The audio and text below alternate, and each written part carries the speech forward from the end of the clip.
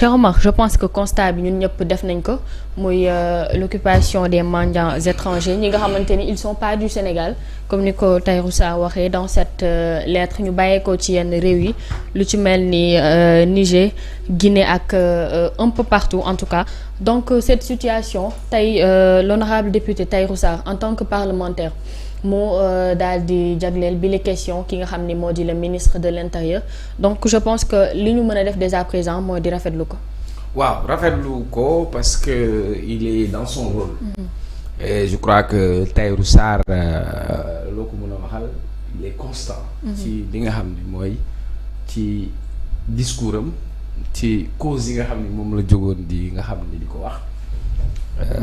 Ensuite. On n'attendait pas moins que ça. Et puis d'ailleurs c'est un constat aujourd'hui sur les réseaux sociaux parfois gis nit bu dem filmer ay nit génne ko wane ko. Donc moom bi nga xam ni nag ndaw askan wi la. baax na préoccupation yu mel noonu mu mun koo eggee du dëgg.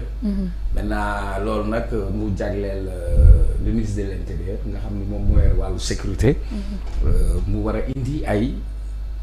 Réponses, pas ay réponses juste pour répondre à une lettre, mais des réponses concrètes par rapport à ce phénomène qui est constaté ici au Sénégal.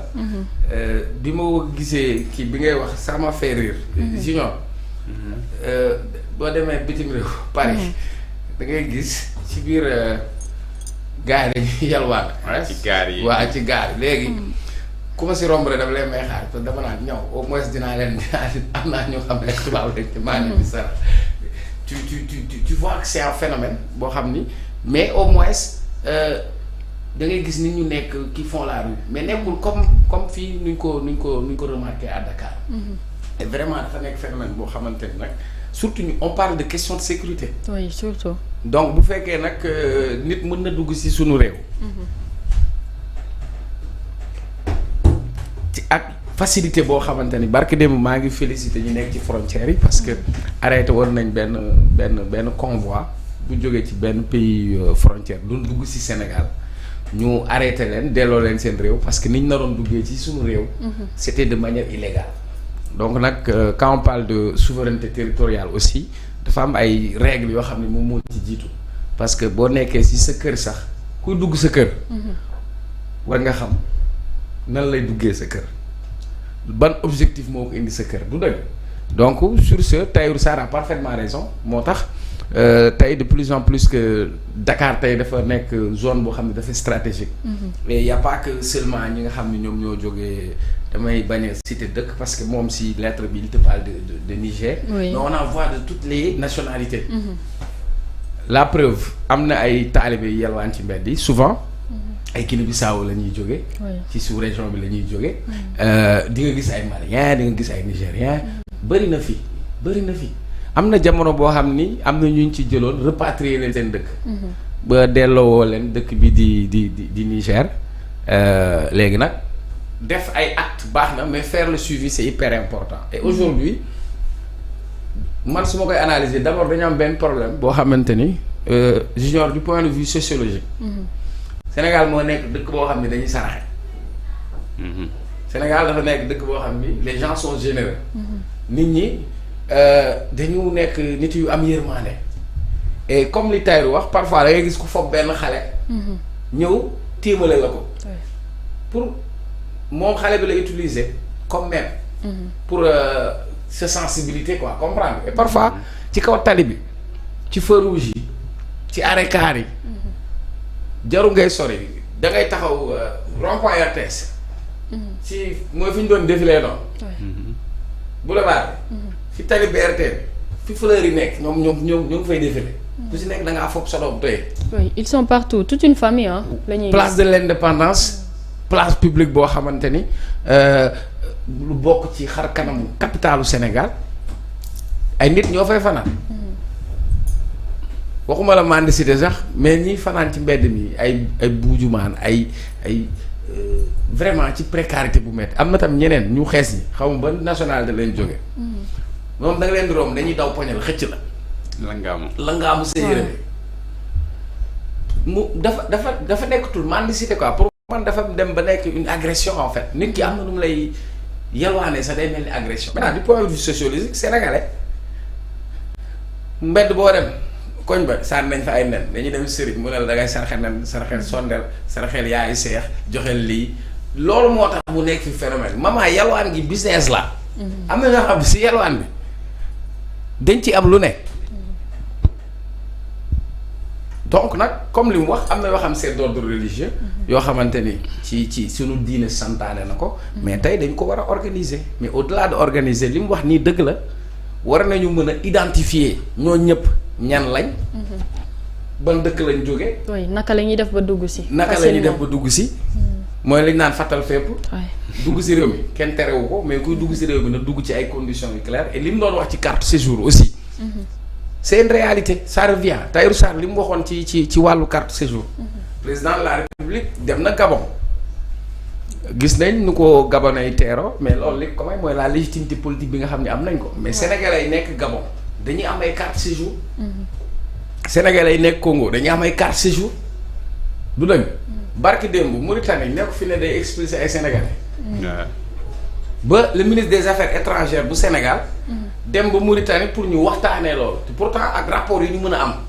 kon nag ñun aussi suñu réew war nañ koo sàmm ni ñuy sàmmee suñu réew fatt suñu frontières yi di mel ni Rideau Maïga renforcer dispositif de contrôle sur nos frontières maritimes terrestres et aériennes mais aussi def rafle boo xamante ni fépp la bu mu ne Dakar rek suufu pont yi autopont yi vous imaginez ci autopont foo xamante ni autoroute la oto yi mën na ñëw foofu donc on en voit partout et puis même li mu wax dañuy dem sax ba def fa ay tentes pour di fa bien sûr ba pare li mu wax pour même l'image du Sénégal je me rappelle am na benn année benn président bu doon ñëw fii Sénégal xaw ma maa la woon xaw ma ñu dem ramax ñi yalwaan ñëpp yóbbu leen benn côté bu président bi ñu génneewaat leen lii c'est un phénomène et il faut qu'on règle ça parce que même pour des raisons de sécurité nit mën na ñëw sax solu bomb ne day yalwaan par exemple. oui on sait jamais. Voilà. C'est ça Junior yow it noo gisee cette question écrite de l'honorable député Tahirou Sarr.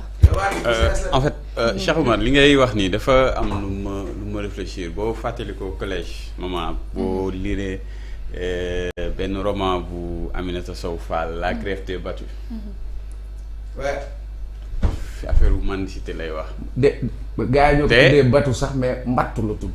waaw voilà te ci livre bi su ma juumul mi ngi comme li ngay wax rek société sénégalaise nu ñu ancré woo ci phénomène ulay maa ngi nuyu ci phénomène u saraxe à un moment donné après yaay comme on dit xaw ma na laa koy tuddee vengeance xaw ma retour d'ascenseur à un moment donné taalibe yi ñoom ñoo dem ba grève ay sondeel léegi dematuñ léegi am benn waay ju tuddoon su ma juumul Mour Ndiaye xaw ma doon bëgg a nekk fonctionnaire la woon dafa bëggoon nekk député ou vice-président am na benn poste bu mu doon ut léegi ñu waroon ko wërloo ay lépreux maanaam ay gaan ak ñu gumba ay ñu kii ak yooyu noonu finalement ba ñoom en fait ñoom ñoo doon sax am problème pour saraxe pour wax rek di Cheikh di wax ni que sociologiquement ñun on est une société boo xam ne ni on est très ancré dans ces croyances là et c'est vrai loolu lu am la c'est-à-dire on peut pas refuser wala ñu occulter le fait que ñun en tant que croyant dañoo am ay gëm-gëm te gëm-gëm yooyu daf ci bokk ne sarax dafay dindi ay loolaange dafay fànk parce que même dans l'islam le Coran dit que Dieu dit dans le Coran su mu jumul l'aumône éteint waaw mu ne les péchés comme l'eau éteint le feu donc voilà même dans la religion musulmane dafa am benn dayoo waaw bii moom kii na parce que ay saraxe yabooy su ma juumul sarax jëlal saabi diw seera nan la ay jox ko ay koo xam ne nii angle boo dem ay seex la wala ay sarax ko koo xam ne nii genre voilà ci loolu ay tegtal la voilà loolu tegtal la quoi boobu moom yaakaar naa ne bokkul ak bi sarax bi diine di wax waaw parce que bi ñuy wax peut-être sarax man damay jàpp ne question de solidarité quoi c'est comme la zakat c'est-à-dire pour nga fexe yow ci li nga xamante ne suñu borom mu ngi la koy wërsëgalee nga jël benn partie bi di ci jox ñi nga xamante ne yaa leen tane mais la réalité mooy que ne Dakar comme ni nga ko waxee ni c'est-à-dire c'est un marché boo xam ne ni c'est dafa lucratif pour ce phénomène là. Gars yi dañuy jugee ci sous-région bi yenn dëkk yi pour bañ a nommer yenn kii pour uniquement ñëw Dakar pour yalwaan. Chamar man waxtaan naa ak nit nee na ma gis na ñoo xam ne dañuy am juste dañuy bokk ay natt ay journée 10 000 ñi journée 5 000 di natt. chaque jour ba am na ku ne ma moom gis na koo xam ne sax day natt ba 15 000. tey ñoom ñi yalwaan ñooy natt am na si tabax kër laa la wax. yalwaan nee na nii di bokk ay natt. wallahi Assane. grand Assane nettali na ma loolu nee na moom gis na loolu. koo xam ne day natt 15 000 francs ci yalwaan donc c'est devenu un véritable business.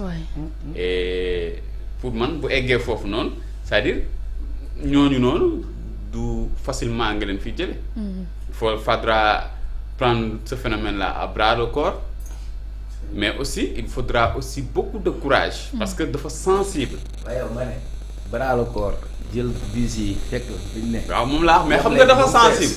xam nga keroog bi ñu gisee vidéo ñu ne am na ay Mauritaniens ay Sénégalais yu ñu jëlee Mauritanie dugg di leen jàpp di leen génne yooyu ku ñu ci bëri seen xol tooy na donte xamuñu leen sax moo tax foofu laay waxee quoi côté sensibilité parce que on est des voisins.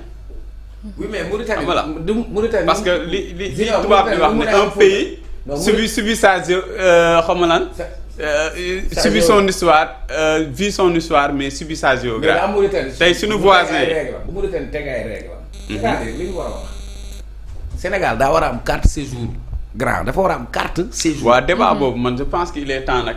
qu'on mette ça sur la place. dafa war a am carte séjour. yow parce que dëkk yëpp dañ ko am ah même Mauritanie da ngay am carte séjour.